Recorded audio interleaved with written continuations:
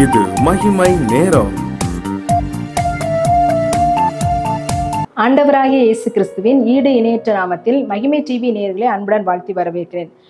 இந்த நாட்களில் எவைகளில் பரிசுத்தம் அப்படின்னு சொல்லி நம்ம தியானித்து வருகிறோம். நாம் எவைகளில் எல்லாம் பரிசுத்தமாய் வாழ வேண்டும் அப்படின்னு சொல்லி இந்த உலக வாழ்க்கையில ஆண்டவர் நம்மை படைத்ததான நோக்கம் நாம் பரிசுத்தம் உள்ளவர்களாக வாழ்ந்து பரலோக ராஜ்யத்தை சுதந்திரிக்கணும். அதற்காகவே நாம் அழைக்கப்பட்டிருக்கிறோம். ஆனா அநேக நேரங்கள்ல இந்த உலகத்துக்கு ஒத்த வேஷம் தரிக்கிறதுனால நாம் பரிசுத்தம் அற்றவர்களாய் நம்ம வாழுகிறோம். அநேக நேரம் நம்ம சொல்லுகிறோம், நான் பரிசுத்தமா வாழ முடியல, என்னால பரிசுத்தமா வாழணும்னு நினைக்கிறேன் ஆனா முடியல. ஒருவேளை இது எனக்குரியது அல்ல, இது பரிசுத்தமான வாழ்க்கை ஒரு சிலருக்கு மாத்திரமே அது சாத்தியம் அப்படின்னு சொல்லி நம்ம நினைக்கிறோம்.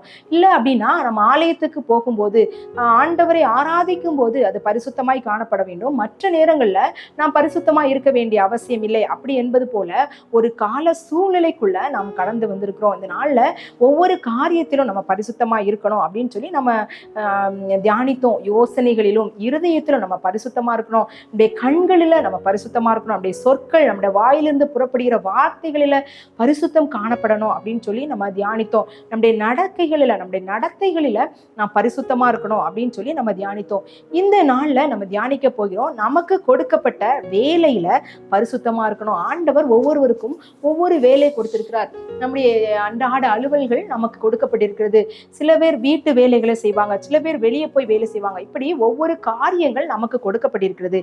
அந்த வேலைகளை நம்ம உண்மையுடனும் பரிசுத்தமாகவும் ஜாக்கிரதையாகவும் நம்ம செய்கிறோமா, அதுல நம்ம பரிசுத்தம் காணப்படுகிறதா அப்படின்னு சொல்லி நம்ம சிந்திக்கணும். கொலோசியர் 3:24 இப்படி சொல்கிறது, எதை செய்தாலும் அதை மனுஷருக்கென்று செய்யாமல் கர்த்தருக்கென்றே மனப்பூர்வமாய் செய்யணும். அநேக நேரங்கள்ல நமக்கு கொடுக்கப்பட்ட வேலையை நாம் முழு மனதாய் செய்கிறோமா அப்படின்னா புலம்பிக் கொண்டு செய்கிறவர்களாய் காணப்படுகிறோம். அநேக நேரங்கள்ல ஐயோ இந்த வேலை எனக்கு ரொம்ப கஷ்டமா இருக்கு, நான் இந்த வேலையை செய்யறது எனக்கு பிடிக்கவே இல்லை அப்படின்னு சொல்லி புலம்பிக் கொண்டு அதுல முழு மூச்சாய் முழு இன்ட்ரெஸ்ட் நம்ம அதுல செலுத்தாதவர்களாய் நம்ம அநேக நேரங்களில் நம்ம வேலைகளை செய்கிறவர்களாய் காணப்படுகிறோம். வீட்டு வேலையானாலும் சரி, வெளியில் உள்ள வேலையானாலும் சரி, குடும்ப காரியமானாலும் சரி, எந்த வேலையை செய்தாலும் அதை மனுஷருக்கென்று செய்யாமல் என்ன செய்யணுமா, கர்த்தருக்கென்று மனப்பூர்வமாய் செய்யணும் அப்படின்னு சொல்லி ஆண்டவர் விரும்புகிறாரு.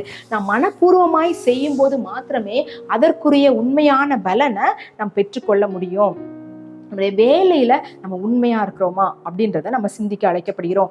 யாக்கோபுடைய வாழ்க்கையை நம்ம எடுத்துக்கொண்டோம் அப்படின்னா, யாக்கோபு தன்னுடைய மாமனாருடைய வீட்டுக்கு செல்லுகிறான். அங்க மாமனாருடைய ஆடுகளை மேய்க்கிற வேலை அவனுக்கு கொடுக்கப்படுகிறது. அந்த வேலையை அவன் உண்மையாய் அவருக்கு விசுவாசத்தோடு உண்மையாக செய்தான். அநேக நேரத்துல லாபான் என்ன செய்யறான், இந்த யோசேப்பை அவன் சரியாக நடத்தவில்லை, அவனை சரியான விதமாக நடத்தல, மோசமாக அவனை நடத்தினாலும் அவன் என்ன செய்யறான், உண்மையாய் அவன் என்ன செய்யறான், அந்த வேலையை செய்கிறான். அவனுடைய ஆடு காரியங்களில் அவனுக்கு கொடுக்கப்பட்ட பணிகளில உண்மையா இருந்ததுனால யாக்கோபை தேவன் என்ன செய்தார், ஆசீர்வதித்தார் அப்படின்னு சொல்லி நம்ம பார்க்கிறோம். நம்முடைய வேலையில நம்ம எப்படி இருக்கிறோம், ஒருவேளை நாம் எதிர்பார்த்த வேலை நமக்கு கிடைக்காமல் இருக்கலாம், ஒருவேளை நாம் எதிர்பார்த்த சம்பளம் நமக்கு கிடைக்காம இருக்கலாம், நாம் எதிர்பார்த்த இடத்துல நம்ம இல்லாம இருக்கலாம். நிறைய நேரங்கள் எனக்கு இன்னும் ப்ரமோஷன் வரல, நான் ஏன் இதுக்கு எஃபர்ட் போடணும் அப்படின்னு சொல்லி அநேக நேரங்களில் நம்ம என்ன செய்யறோம், அந்த வேலையை நம்ம முழு மூச்சாய் செய்யாதபடி முழு மனதாய் செய்யாதபடி ஏனோ தானோ என்று செய்கிறவர்களாக நம்ம காணப்படுகிறோம். தன் வேலையில ஜாக்கிரதையா இருக்கிறவனை கண்டால் அவன் நீசருக்கு முன்பாக நில்லாமல் ராஜாக்களுக்கு முன்பாக நிற்பான் அப்படின்னு சொல்லி நீதிமொழிகள் எல்லாம் நம்ம வாசிக்கலாம். அப்போ நம்முடைய வேலை, நமக்கு கொடுக்கப்பட்ட வேலை, அது என்ன வேலை, சிறிய வேலையா இருந்தாலும் ஒரு உயர்ந்த வேலையா இருந்தாலும், ஒரு மற்றவர்கள் ஐயோ இந்த வேலை தான் பார்க்கிறியா அப்படின்னு சொல்லி ஒருவேளை நம்மை கீழ்த்தரமாய் நினைத்தால் கூட அந்த வேலையை நம்ம உண்மையா செய்யணும். கொஞ்சத்துல உண்மையா நம்ம செய்யும் போது ஆண்டவர் அதை ஆசீர்வதிக்கிற தேவனாய் காணப்படுகிறாரு.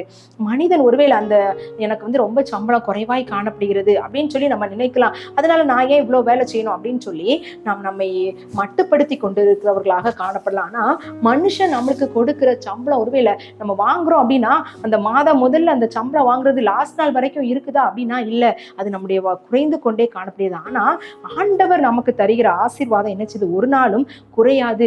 கொஞ்சம் காரியமா இருந்தாலும் கொஞ்சம் பணமா இருந்தாலும் இருந்தாலும் ஆண்டவர் அதை நமக்கு ஆசீர்வதித்து தரும்போது அது நம்மை திருப்தி உள்ளவர்களாகவும் ஆசீர்வாதம் உள்ளதாகவும் மாற்றும் அப்படின்றதுல சந்தேகம் இல்லை. அப்போ நமக்கு கொடுக்கப்பட்ட வேலையில உண்மை உள்ளவர்களாக, விசுவாசம் உள்ளவர்களாக, நமக்கு வேலைக்கு நமக்கு மேல் அதிகாரிகளுக்கு விசுவாசம் உள்ளவர்களாக நம்ம அந்த வேலையை செய்ய வேண்டும் அப்படின்னு சொல்லி இந்த வேத வசனத்தின் மூலமாக நம்ம கற்றுக்கொள்ளலாம். யாக்கோபின் மூலமாக நம்ம கற்றுக்கொள்ளலாம். அடுத்ததாக நமக்கு கொடுக்கப்பட்ட சேவை ஒருவேளை பொது சேவையா இருக்கலாம், இல்லை நம்முடைய வீட்டில் செய்யக்கூடிய காரியங்களா இருக்கலாம், நம்முடைய சபைகளை செய்கிற காரியங்களா இருக்கலாம். இந்த சேவையிலையும் நமக்கு என்ன செய்யணும்? பரிசுத்தம் வேணும் அப்படின்னு சொல்லி ஆண்டவர் எதிர்பார்க்கிறாரு. சாமுவேல் தீர்க்கதரிசி எடுத்துக்கொண்டோம் அப்படின்னா அந்த தீர்க்கதரிசியை போல யாருமே எழும்பினதில்லை அப்படின்னு சொல்லி நம்ம பார்க்கிறோம். அப்படிப்பட்ட ஒரு வல்லமையான தீர்க்கதரிசி அந்த சாமுவேல் தீர்க்கதரிசியாய் காணப்பட்டாரு. அவர் மக்களிடத்துல சொல்லுகிறாரு, 1 சாமுவேல் 12 சொல்லுகிறாரு, நான் யாருடைய எடுத்துக்கொண்டனா, யாருடைய பரிதானம் வாங்கினா, யாராவது என்னை குற்றப்படுத்த முடியுமா அப்படின்னு சொல்லி மக்கள் முன்பதாக அவன் சாட்சி சொல்லுகிறான். யாரிடத்துலயும் நான் என்ன செய்யல, அநியாயமா எதையும் நான் செய்யல, யாருக்கும் நான் என்ன செய்யல, யாரையும் நான் ஒடுக்கல அப்படின்னு சொல்லி அந்த மக்கள் முன்பதாக சாட்சி சொல்றான். ஒருவேளை அவருடைய சேவை பரிசுத்தமாய் காணப்பட்டதுனால அவர் தைரியமா அதை சொல்ல முடிந்தது. அப்போ நம்ம தேவனை சேவிக்கிற, தேவனை ஆராதிக்கிற நம்ம ஒவ்வொருவரும் நாம் செய்கிற சேவையில பரிசுத்தம் உள்ளவர்களாய் காணப்படணும் அப்படின்னு ஆண்டவர் எதிர்பார்க்கிறாரு. சேவை பரிசுத்தமாய் இருந்தா அது நம்முடைய சாட்சி பரிசுத்தமாய் காணப்படும். அடுத்ததாக ஒரு சின்ன வேலையில உண்மையா இருக்கணும். சின்ன வேலை, நமக்கு என்ன கொடுக்கப்பட்ட சின்ன வேலைனாலும் அது உண்மையா இருக்கணும். ஸ்தேவானுடைய வாழ்க்கையை எடுத்துக்கொண்டோம் அப்படின்னா அவனுக்கு பந்தி விசாரிப்பு வேலை கொடுக்கப்பட்டது. அவனுடைய வேலை ஒரு சிறிய வேலையா இருந்தாலும் அதுல அவன் என்ன செய்தான்? பரிசுத்தமாய் காணப்பட்டான், அவன் நற்சாட்சி உள்ளவனாய் காணப்பட்டான் அப்படின்னு சொல்லி நம்ம பார்க்கலாம். கொஞ்சத்துல உண்மையா இருந்தால் அவர் என்ன செய்வார்? அநேகத்தின் மேல நம்மை அதிகாரியாய் வைக்கிற தேவனா இருக்கிறார். நம்முடைய வாழ்க்கை எப்படி காணப்படுகிறது? நாம் பரிசுத்தமா இருக்கிறோமா? நம்முடைய வேலை இடங்களில பரிசுத்தமா இருக்கிறோமா? வேலை செய்கிற இடத்துல உண்மையா இருக்கிறோமா? நம்முடைய அதிகாரிகளுக்கு உண்மையா இருக்கிறோமா? நமக்கு கொடுக்கப்பட்ட வேலையை பொறுப்புடன் நம்ம செய்கிறவர்களாய் காணப்படுகிறோமா? அதை எந்த விதமான அசூசிப்படாதபடி நம்ம பரிசுத்தமாய் நம்ம அந்த வேலையை செய்கிறோமா? அந்த வேலையை ஆண்டவருக்காக நம்ம செய்கிறோமா? மனுஷருக்கென்று செய்யாமல் கர்த்தருக்கென்று செய்கிறோமா அப்படின்னு சிந்திக்க நம்ம அழைக்கப்படுகிறோம். இந்த சின்ன வேலையில நம்ம பரிசுத்தமாய் வாழும்போது, உண்மையாய் வாழும்போது பெரிய ஆசீர்வாதத்தை ஆண்டவர் தர வல்லமையோட இருக்க. ஒருவேளை இந்த சம்பளம் எனக்கு கம்மி தான் அப்படின்னு சொல்லி நம்ம புலம்புகிறவர்களா இருந்தால் ஆண்டவர் என்ன சொல்றாரு? கர்த்தருடைய ஆசீர்வாதமே ஐஸ்வர்யத்தை தரும், அதனோட வேதனை கூட்டார். இந்த உலக அளவுகோலாகிய ஐஸ்வர்யத்தை நம்ம பார்க்கிறதுனால் மாத்திரமே நம்முடைய மனது சோர்ந்து போகிறது. ஐயோ, எனக்கு இவ்வளவுதான் சம்பளம், இவ்வளவுதான் எனக்கு காரியம், ஆனா நான் இவ்வளவு வேலை செய்யறேன், இவ்வளவு மணி நேரம் நான் உழைக்கிறேன் அப்படின்னு சொல்லி நம்ம புலம்புகிறவர்களாய் காணப்படுகிறோம். ஆனா அந்த காரியத்திலும் ஆண்டவர் நமக்கு நிறைவுள்ளவராய் ஐஸ்வர்ய சம்பன்னராய் நமக்கு இருக்கிறதுனால ஆண்டவர் நம்முடைய காரியங்களை எல்லாவற்றையும் வாய்க்க செய்வார். அந்தந்த நேரத்துல ஆசீர்வதிப்பார். நம்ம எண்ணி பார்க்க முடியாத அளவு அவர் ஆசீர்வாதத்தை, நம்முடைய தேவைகளை சந்திக்கிறவராகவும் இருப்பார். வில்லியம் கேரி அப்படின்னு சொல்ற ஒரு நபர் இந்தியாவுக்கு மிஷனரியாக வந்தாரு.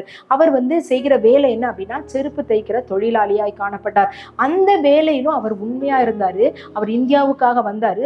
அவர் என்ன செஞ்சார் அப்படின்னா வேதாகமத்தை பல மொழிகள்ல, இந்திய மொழிகள்ல மொழிபெயர்த்து நம்முடைய கைகள் வருவதற்கு அது உதவிகரமாய் அவரை ஆண்டவர் மாற்றினார். அப்போ சின்ன சின்ன காரியத்துல நாம் உண்மையா இருந்தோமானால் பெரிய காரியத்துல ஆண்டவர் நம்மை அதிகாரியாக வைக்க வல்லமையுள்ளவரா இருக்கிறார். நமக்கு கொடுக்கப்பட்ட வேலை என்ன வேலையா இருந்தாலும் அது நம்ம உண்மையும் உத்தமும் உள்ளவர்களா இருந்தோம் அப்படின்னா உண்மையும் உத்தமமான ஊழியக்காரனே அப்படின்னு சொல்லி ஆண்டவர் இன்னும் அதிகமான ஆசீர்வாதத்தை நமக்கு தர வல்லமை உள்ளவரா இருக்கிறார். நம்ம ஒன்றை நினைவு கொள்ள வேண்டும், இந்த வேலையை இந்த மனுஷருக்காக, என்னுடைய அதிகாரிக்காக நான் செய்யல, இது ஆண்டவருக்காக, கர்த்தருக்கென்று நான் என்ன செய்யறேன்? மனப்பூர்வமாய் நான் செய்கிறேன் அப்படின்னு சொல்லி நம்முடைய வேலையை மனப்பூர்வமாய் செய்கிறவர்களாக மாறும்போது அந்த வேலையில ஒரு பரிசுத்தம் காணப்படும். அதிலிருந்து வருகிற வருமானத்துல ஆண்டவர் நம்மை ஆசீர்வதிக்கிற தேவனாய் இருக்கிறார். பொறுப்புள்ளவர்களாக, உண்மை உள்ளவர்களாக, நமக்கு கொடுக்கப்பட்ட வேலையை ஜாக்கிரதையுடன் செய்கிறவர்களாக நம்ம வாழணும் அப்படின்னு சொல்லி ஆண்டவர் விரும்புகிறார். அப்படிப்பட்ட காரியத்தை ஆண்டவர் தரணும் அப்படின்னு சொல்லி நம்ம ஆண்டவரிடத்துல ஜெபிக்கலாம்.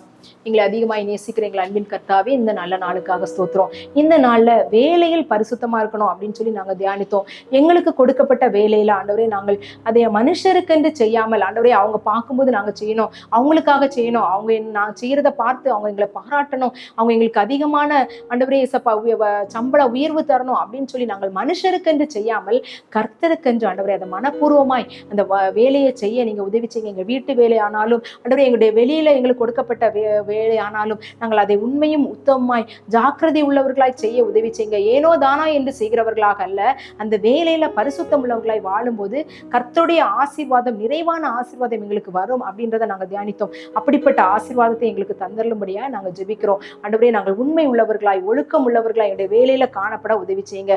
எங்களை தாழ்த்துகிறோம், வெறுமையாக்குறோம். நீர் பெருக நாங்கள் சிறுக. இயேசுவின் மூலம் ஜெபம் கேளும் நல்ல பிதாவே, ஆமென்.